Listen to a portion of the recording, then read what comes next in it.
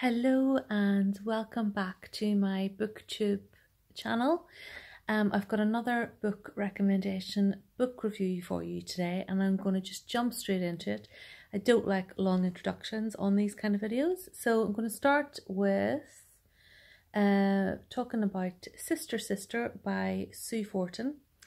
Now this book has been out for quite a while now. I think I first read it, I don't know whether it was a year ago it came out or 2 years ago, probably 2 years ago.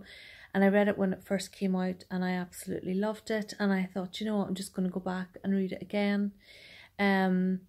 Because I like to go back to a favourite book now and again. And also because I am writing my 4th book at the minute, I like to go back and reread books and make notes on what I liked about them and what I want to learn from them, if I'm learning about the structure or the plot or characters or setting or whatever.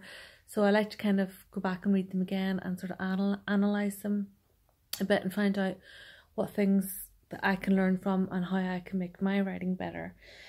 So this book is a psychological thriller. And I'm finding that my taste in books is changing actually as I'm getting older. I used to read a lot of women's romance and chick lit and write chick lit, and actually I'm starting to sort of veer more towards reading a lot of psychological thrillers, and I'm finding that this is what I want to write as well. So I'm kind of looking at a bit of a genre change. And that's exciting but also very scary because, well, there's a lot to psychological thrillers. There's a lot to the plot, there's a lot to the structure. You've got to take into account a lot of twists and turns. You've got to be making loads of notes, and it's all very sort of detailed and things. But you know what, I'm giving it a go, and you can only try and you know, see how you get on. So what I've learned as well about these psychological thrillers is it starts off with a very dramatic start, and there's a hook at the start which keeps you, you know, reels you in and makes you want to know, makes you want to try and find out what's happened, and that keeps your interest and sort of, you know, keeps you going through the book. So Sister Sister starts off with a very dramatic scene, we met the character Claire, and she's in hospital. We think she's in a coma, or she's starting to come out of a coma, and we're aware that there's been, you know, a huge accident. Something awful has happened to make her be lying on this hospital bed. We know that her husband, Luke, is sitting by her side. He is, you know, hoping that she's going to come round. He's trying to talk to her, trying to bring her round. And we're aware that the police are on their way, but there's also hints that there has been problems with Luke and harsh words that he said to her, so we're kind of wondering what's happened there. So that is the hook that has pulled us in. Then we are taken back to 6 weeks before the accident, and we're then going to find out the backstory of what has happened and what has led her to this hospital bed. So we start to learn a bit more about Claire. She lives in this lovely big house. It's set in the sort of Brighton area, or just outside Brighton, and I love to read books about Brighton because I lived there for a while, and it's such a gorgeous spot. And so she lives in this big house with her husband and her kids, and her mother also lives there, and there's like a little annex in the house so that her mother's got, you know, her own bit of space. And Claire has a great job, and she works as a partner in this law firm, so she's, you know, and also her marriage seems to be really happy and secure and stable. And she works in this law firm with 2 other partners, Leonard and Tom, and it turns out that Tom is an ex-boyfriend.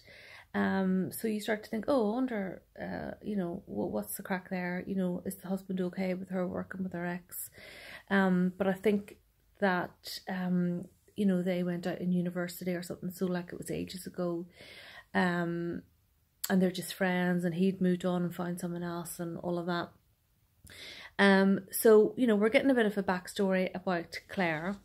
And, you know, the reason why the reader has the patience to find out the backstory about Claire is because of that hook of this accident and what's happened. Also, we're then given another quick hook, which is that Claire and her mother get news that this long lost sister of Claire's called Alice, who they've been trying to find for years, has suddenly come out of the woodwork, suddenly got in touch, has suddenly found them, and wants to come and meet them. And so that's another hook to keep us going. So we want to find out about this girl Alice, what she's like, and how, you know, how this is going to go, this reunion. So when Alice comes on the scene, this is when the story kind of changes quite a lot, because Claire had, you know, had all these expectations of this wonderful bonding session with her sister, and feeling all this love and feeling all this, you know, sort of happy ending, that everything was going to be fine.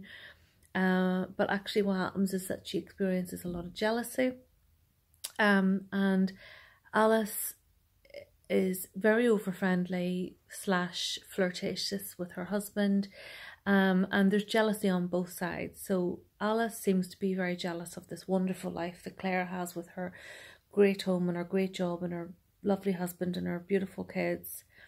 And Alice is, you know, single and doesn't have a great job and seems to have had quite a hard life. And Claire feels jealous of Alice because Alice is being flirtatious with her husband, and she feels quite threatened by her. And Alice is cavorting around the house in only a wee t-shirt and things, and it's all a bit strange.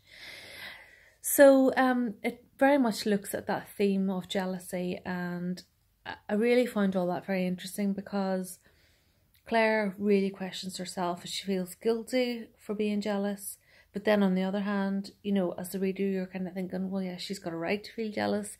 This is quite strange, the way Alice is getting on. And the more things that happens, the more it's just breaking Claire down, and her mental health seems to be really deteriorating. She's getting paranoid, very anxious. And, you know, the mother and the husband are kind of, you know, looking to Claire and kind of going, you know, you're working too hard, and you know, you're acting strange. And so I found all that kind of theme really, really interesting.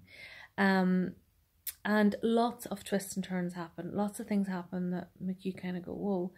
And that is what, you know, kind of keeps you on your toes the whole time. I'm going to wrap this video up quite quickly, because I've kind of gone on a bit longer than I thought, and I was going to review 2 books in this video, but actually I'm just going to review the one, and then I'm going to do another video and record another review, and it's on another psychological thriller. So I'm going to wrap this up quickly. I don't do long intros or long outros, so that's all from me, and thank you so much for watching. Over and out.